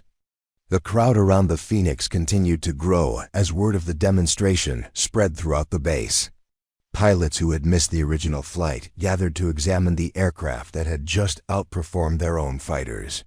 Maintenance personnel studied construction techniques that achieved military-grade performance with civilian-level resources. Engineers photographed details and took notes on design features that challenged everything they thought they knew about aircraft construction. Elena found herself answering the same questions repeatedly as different groups discovered aspects of the Phoenix that seemed impossible. How did she achieve such precise control response? How did the wing maintain structural integrity during high-G maneuvers? How did the engine operate so efficiently across such a wide range of flight conditions? Each answer led to more questions. As observers realized that the Phoenix represented not just a single breakthrough, but a systematic rethinking of aircraft design that touched every aspect of aviation technology. The cumulative effect was overwhelming for people accustomed to incremental progress and evolutionary improvements. As the afternoon wore on and the crowd gradually thinned, Elena found herself alone with General Hayes, Sterling, and Crawford for the first serious discussion about what would happen next. The Phoenix sat quietly beside them, its sleek lines looking almost mundane now that it wasn't moving at impossible speeds or pulling impossible G-forces. "Ms. Vasquez," Hayes began, "you've accomplished something remarkable here today. The question now is how we move forward in a way that benefits both national security and your own interests." Elena looked at her aircraft, thinking about the years of work and risk that had led to this moment. "General, I built the Phoenix to prove that innovation could come from unexpected places. If that proof leads to better aircraft and more effective military capabilities, then I've accomplished what I set out to do." Sterling leaned forward, his expression serious. "Ms. Vasquez, what you've demonstrated today could be worth billions of dollars in defense contracts and international sales. Are you prepared for that level of attention and responsibility?" Elena smiled, feeling the weight of possibility settling on her shoulders. "Sir, I've been preparing for this opportunity for 5 years. The question isn't whether I'm ready. The question is whether the system is ready to embrace truly revolutionary change." The investigation began at 0800 hours the following morning. In the base's most secure conference room, where Elena found herself facing a panel of 12 experts, representing every major aspect of military aviation. The table was arranged in a horseshoe configuration, with Elena seated at the focal point while investigators, engineers, and officials studied her with the intensity of scientists examining a new species of life. Admiral Rebecca Stone, the Navy's Chief of Aviation Development, served as the panel's chair. Her reputation for thoroughness and skepticism made her the perfect choice to lead an inquiry that would determine whether Elena's achievements represented genuine innovation or elaborate deception. The other panel members included representatives from NASA, the Defense Advanced Research Projects Agency, the Air Force Test Center, and several major defense contractors who had flown in overnight to participate in the evaluation. "Ms. Vasquez," Admiral Stone began, consulting a thick folder of documents, "this panel has been convened to conduct a comprehensive review of your aircraft's performance characteristics and the methods you use to achieve them. We'll be examining every aspect of your project, from initial design concepts through final flight testing." Elena nodded, having anticipated this level of scrutiny from the moment she decided to reveal the Phoenix's capabilities. "Admiral, I understand the need for thorough evaluation. I've prepared complete documentation of the development process, including design calculations, test data, and manufacturing specifications. Dr. Sarah Mitchell from NASA's Advanced Concepts Division was the first to ask substantive questions. Ms. Vasquez, let's start with your propulsion system. According to the data we collected yesterday, your aircraft achieved sustained speeds of Mach 1.7, using an engine that produces only 7,800 pounds of thrust. Our analysis suggests that's physically impossible given conventional understanding of drag and propulsion requirements. Elena had prepared detailed explanations for exactly this type of challenge. Dr. Mitchell, that analysis is based on assumptions about conventional aircraft design, where the propulsion system operates independently of the airframe. The Phoenix integrates propulsion with the wing structure to create what I call distributed thrust architecture. She activated her laptop and projected technical diagrams that showed the complex internal passages that channeled engine exhaust through carefully designed wing ducts. Exhaust flow is accelerated through these passages, using Venturi effects and boundary layer manipulation. The result is that effective thrust is nearly double what the engine produces by itself. Professor James Chun from MIT, who had been brought in as an independent aerodynamics expert, studied the diagrams with growing amazement. Ms. Vasquez, this is essentially a hybrid between a conventional aircraft and a flying wing design, but executed with precision that I've never seen before. How did you calculate the optimal duct geometries? Elena smiled, remembering the thousands of hours she had spent running computational fluid dynamics simulations on commercial software packages. Professor, I used the same CFD tools that automotive engineers use to optimize race car aerodynamics, but applied them to aircraft design problems. Consumer-grade computing power has advanced to the point where individual developers can perform analysis that required supercomputers just a few years ago. The revelation caused several panel members to exchange glances. Elena had just explained that she had achieved breakthrough results using tools that were available to anyone with sufficient knowledge and determination. Colonel Frank Morrison from the Air Force Test Center leaned forward with obvious skepticism. Ms. Vasquez, computational analysis is one thing, but building and testing an actual aircraft requires manufacturing capabilities and flight test facilities that aren't available to individual developers. Elena had anticipated this challenge as well. Colonel, I used modular construction techniques that allowed me to build the aircraft in sections using small-scale manufacturing equipment. Advanced composites can be fabricated in garage workshops, using the same techniques that custom motorcycle builders use for exotic bodywork. She projected photographs that showed the Phoenix under construction in what was obviously a residential garage, with components laid out on workbenches that could have belonged to any serious hobbyist. The images were compelling evidence that revolutionary aircraft could be built without massive industrial infrastructure. Dr. Rebecca Torres from Lockheed Martin's Skunk Works division had been studying Elena's technical documentation with growing interest. Ms. Vasquez, your manufacturing approach reminds me of early stealth aircraft development, where small teams achieved remarkable results by thinking outside conventional constraints. But how did you conduct flight testing without access to military test ranges? Elena pulled up maps showing remote areas of New Mexico, where she had conducted hundreds of test flights over the past 2 years. Dr. Torres, I used uncontrolled airspace over government land where air traffic is minimal. Each flight was carefully planned to avoid commercial aviation routes and populated areas. Admiral Stone consulted her notes before asking the next question. Ms. Vasquez, let's discuss the broader implications of what you've accomplished. If your design methods are scalable, they could potentially revolutionize military aircraft development. But they could also undermine existing defense programs worth hundreds of billions of dollars. Elena recognized that she had reached the heart of the investigation, the political and economic implications of her success. Admiral, innovation has always disrupted existing industries.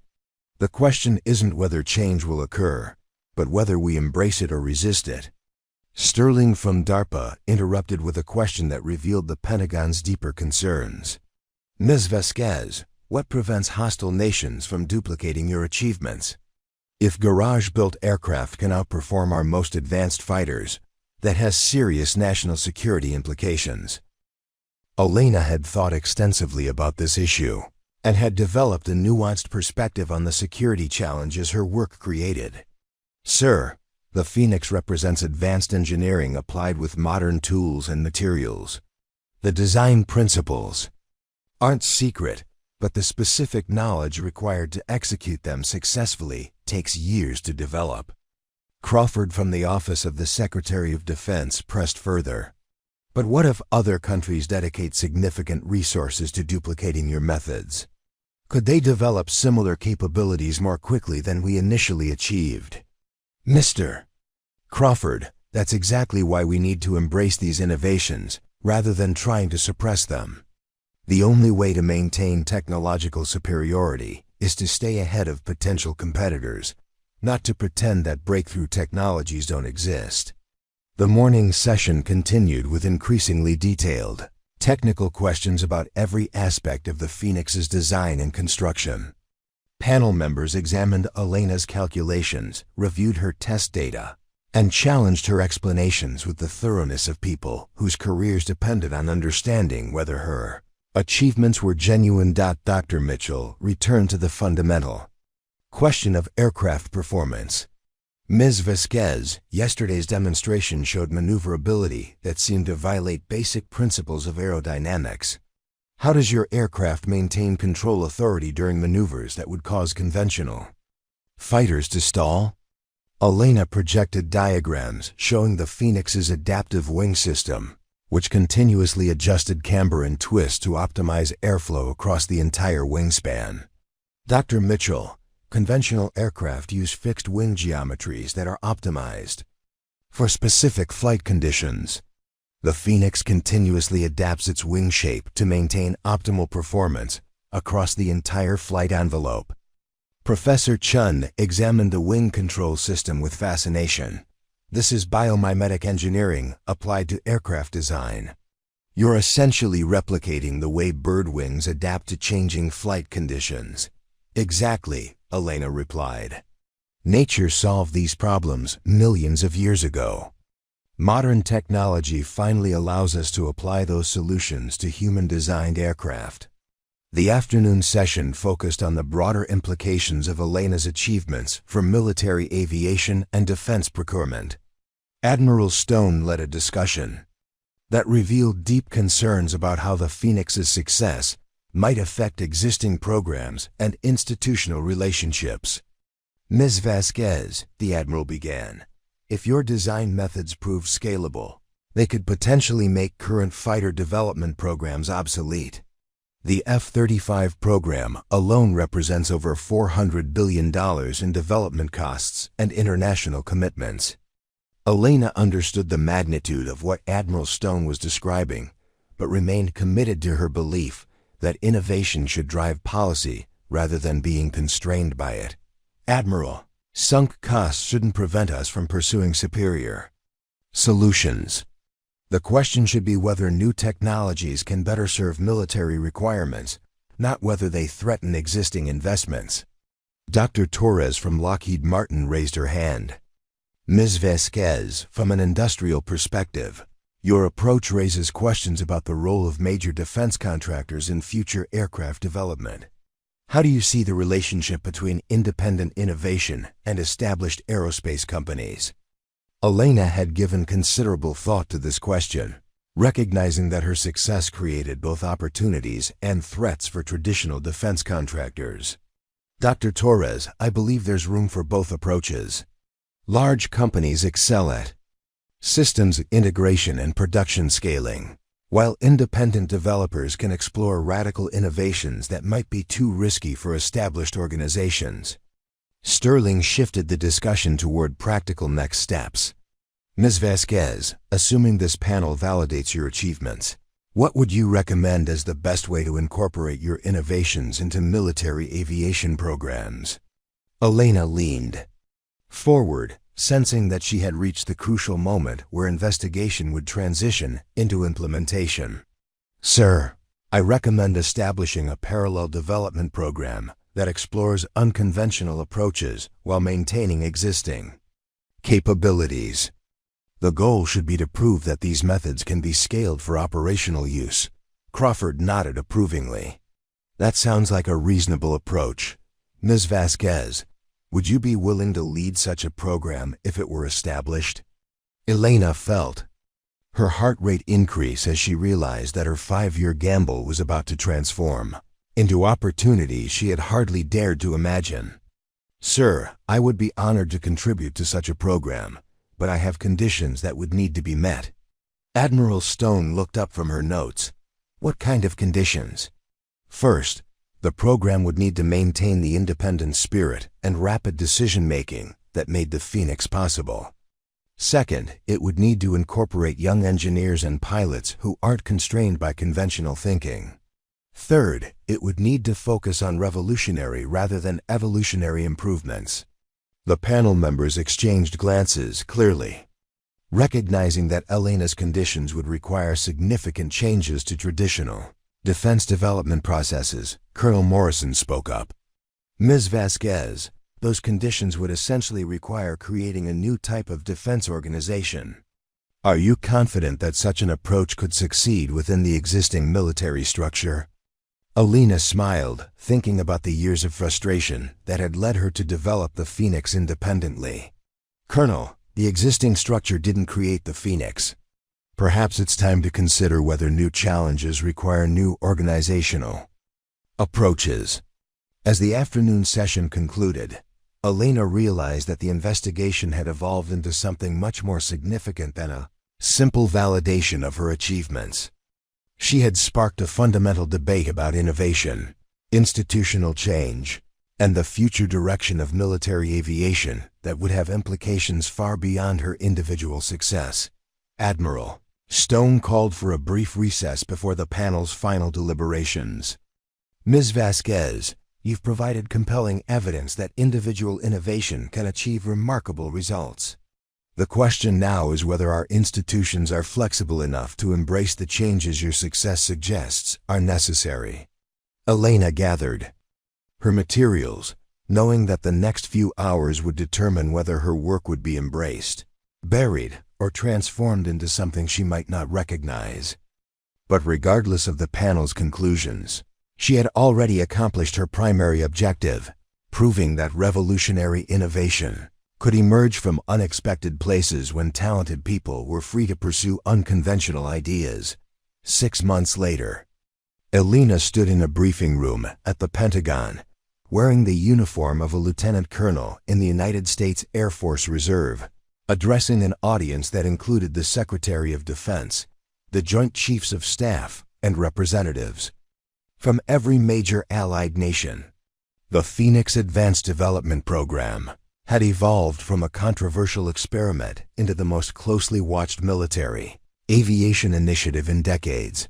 The transformation had been remarkable in both scope and speed. Elena's garage workshop had been replaced by a state-of-the-art facility at Edwards Air Force Base, where a team of 30 engineers and pilots worked under her direction to develop the next generation of military aircraft. The original Phoenix had been joined by 3 additional prototypes, each incorporating lessons learned from operational testing and feedback from military pilots who had flown the revolutionary aircraft. "Ladies and gentlemen," Elena began, activating the presentation system that displayed real-time footage from the test range. 6 months ago, many of you questioned whether garage-built aircraft could compete with traditional military systems. Today, I'm pleased to report that the Phoenix program has exceeded every performance milestone we established. The screen showed a Phoenix Mark III aircraft executing maneuvers that still seemed impossible despite months of documented testing. The latest version incorporated improvements suggested by operational pilots, including enhanced avionics, improved ergonomics, and weapon systems integration that transformed the experimental aircraft into a fully capable fighter. General Patricia Hayes, now serving as the program's military sponsor, provided context for the audience. The Phoenix program represents more than just advanced aircraft technology.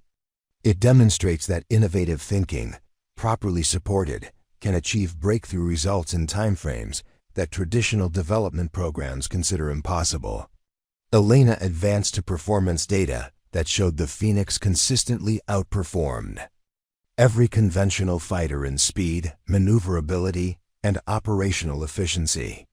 The Mark III aircraft has logged over 800 flight hours in head-to-head competitions with F-22 Raptors, F-35 Lightning fighters, and even prototype 6th-generation aircraft.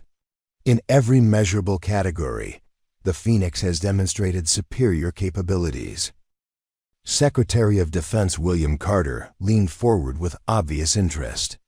Colonel Vasquez, those are impressive statistics, but what about practical military applications?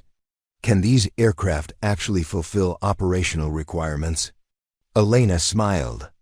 Having anticipated this question from someone whose primary concern was practical, military effectiveness rather than technological innovation. Mr. Secretary, last month we conducted operational evaluations at red flag exercises where Phoenix aircraft flew combat missions against the most advanced opposition forces we could assemble. The screen displayed gun camera footage from Phoenix aircraft engaging simulated enemy fighters in beyond visual range combat. The footage showed Phoenix pilots consistently achieving first kill advantages against conventional fighters using superior speed and maneuverability to dictate engagement terms. The results were decisive, Elena continued. Phoenix aircraft achieved a 12-to-1 kill ratio against conventional fighters, completed ground attack missions with 97% accuracy, and demonstrated air refueling compatibility. That extends operational range to over 3,000 miles. Admiral Rebecca Stone, who had initially been one of Elena's harshest critics, now served as the Navy's liaison to the program.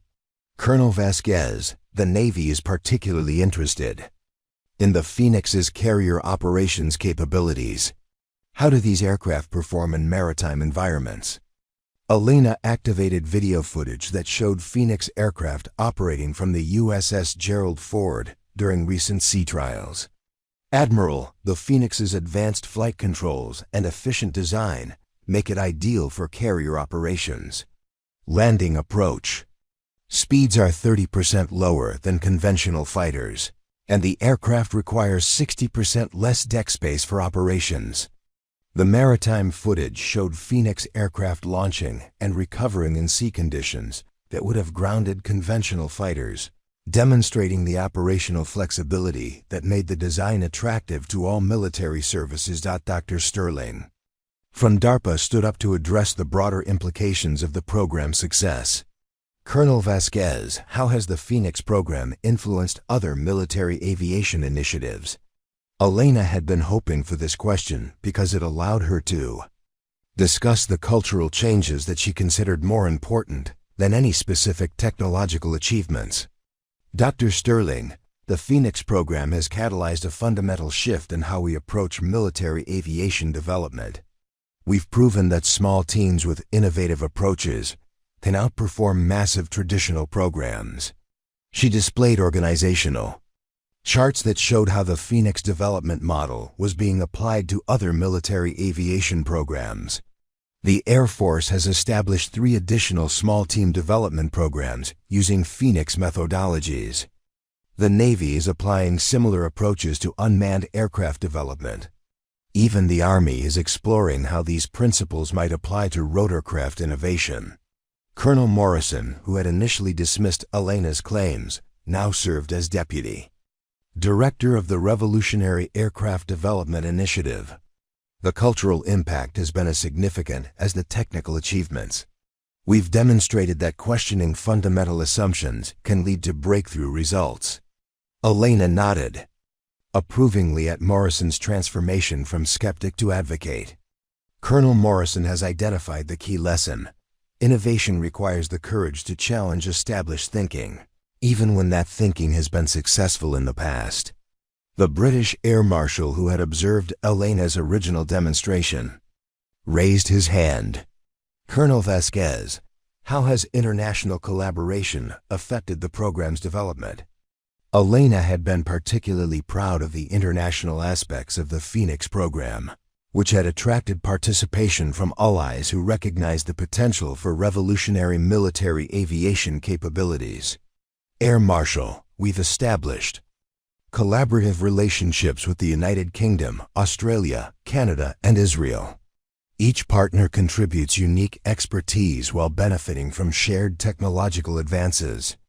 She displayed footage from international flight testing that showed Phoenix aircraft operating alongside Allied fighters during joint exercises. The international collaboration has accelerated development while strengthening Allied relationships through shared technological advancement. Secretary Carter returned to his primary concern about practical military applications. Colonel Vasquez, what about production costs and timeline? Can these aircraft be manufactured in quantities sufficient for operational deployment? Elena had anticipated this crucial question about scaling innovative aircraft for actual military use. Mr. Secretary, the Phoenix manufacturing approach enables production costs of approximately $12 million per aircraft. Compared to over $80 million for conventional fighters, initial production could begin within 18 months. The cost comparison caused visible reactions throughout the audience. Elena had just described aircraft that outperformed the most expensive fighters while costing less than many conventional aircraft systems. The production methodology uses modular construction techniques that enable rapid scaling, Elena continued. We can establish manufacturing facilities in multiple locations without requiring massive industrial infrastructure. General Hayes addressed the strategic implications of Elena's achievements. The Phoenix program has demonstrated that American innovation, properly channeled, can maintain technological superiority while reducing costs and development timelines. Elena looked around the room at faces that had transformed from skepticism to enthusiasm over the past 6 months. Ladies and gentlemen, the Phoenix program proves that revolutionary change is possible when we combine innovative thinking with proper institutional support. Dr. Sterling stood up to make the announcement that Elena had been hoping to hear. Colonel Vasquez, I'm pleased to inform you that the Phoenix program has been approved for full operational development. Funding has been authorized for initial production of 60 aircraft, with options for additional procurement based on operational evaluation. Elena felt a surge of satisfaction as she realized that her 5-year gamble had not only succeeded, but had catalyzed changes that would influence military aviation for decades to come. Dr. Sterling, I'm honored by the confidence you've shown in our work. We won't disappoint you. As the briefing concluded and attendees began filing out, Elena remained at the podium, looking out at the now empty chairs where some of the most powerful figures in the defense establishment had just validated her revolutionary approach to aircraft development. Dr. Chen, who had joined the Phoenix program as chief engineer, approached her with obvious pride. Elena, do you realize what you've accomplished? You've changed how an entire industry thinks about innovation and development. Elena smiled, thinking about the journey from her garage workshop to the Pentagon briefing room. Michael, we've proven that individual innovation, properly supported, can achieve results that massive institutions consider impossible. That's a lesson that extends far beyond aircraft development. The Phoenix program had become more than a technological success. It was proof that in the modern world, revolutionary innovation could emerge from unexpected places when talented individuals were given the freedom to pursue unconventional ideas. Elena had not only built better aircraft, she had demonstrated a better way to approach seemingly impossible challenges. 5 years after that Pentagon briefing, Elena received a call that brought everything full circle. A young engineer named Marcus Chun, no relation to her colleague Michael, had been working nights in his apartment. developing revolutionary drone technology using principles inspired by the Phoenix program. His innovations promised to transform unmanned aviation the same way Elena had revolutionized manned flight. Colonel Vasquez, Marcus said during their video call, "Everyone thinks I'm crazy. They say a college student can't build military-grade technology in a dorm room." Elena smiled, remembering her own struggles for recognition. "Marcus, I once pushed a mop around an Air Force base while flying a fighter jet that outperformed anything in the military inventory." Never let anyone tell you that innovation requires permission. 3 months later, Elena stood beside Marcus as he demonstrated his revolutionary drone to the same Pentagon officials who had once doubted her. The cycle was beginning again, another underestimated innovator, proving that breakthrough thinking could emerge from the most unexpected places. As Marcus's drone executed impossible maneuvers above the test range, Elena realized that the Phoenix program's greatest achievement wasn't technological. It was cultural. They had proven that innovation belonged to anyone brave enough to challenge impossible odds. The young engineer looked at Elena with gratitude and excitement. "Thank you for showing me that one person really can change everything." Elena watched the drone disappear into the desert sky, carrying the hopes of another dreamer who refused to accept limitations. "Marcus, that's what happens when we dare to fly beyond what others think is possible.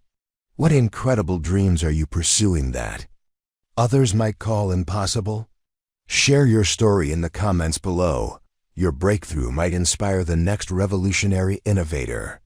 If you believe that extraordinary achievements can come from ordinary people with extraordinary determination, hit that subscribe button and join our community of dreamers who refuse to accept the impossible.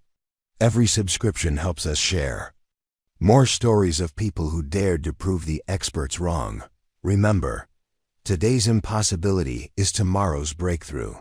What will you make possible?